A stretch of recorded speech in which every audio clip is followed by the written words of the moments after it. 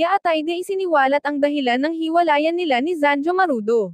Ngayong araw nga lang isang nakakawindang na balita nga ang siyang pinag-uusapan ngayon sa buong social media matapos mapag-usapan ang pagkakalabuan ng mag-asawa na sina Ria Atayde at Zanjo Marudo. Ito'y matatandaan nang magsimulang mapag-usapan sa isang blind item at speculation ni OG Diaz kung saan isang newly Wednesday ngayong taon ay tuluyan ng nagkakalabuan ngunit tila wala pang kumpirmasyon ang dalawa ukol sa balitang hiwalayan ngayon mga ito. Sa pagkakataon na ito ay marami namang netizens ang siyang nakapansin sa tila pag-unfollow nila Zanjo at Ria sa Instagram at unti-unti na nga din na binubura ng dalawa ang kanilang larawan na magkasama at tanging anak na lang nilang si Sebino ang natirang larawan sa photo ng dalawa.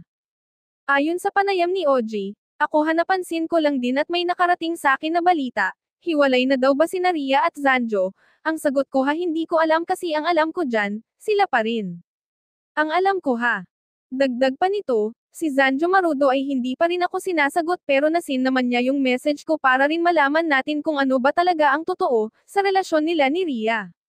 Sa pagkakataon na ito ay hindi nga din nakapagpigil na magsalita ang pamilya Marudo at sinabing respetuhin na nga lang daw ang magiging desisyon ng dalawa at wag nang pilitin na magsalita ang dalawa sa publiko para sa ikakatahimik nila Zanjo at Ria.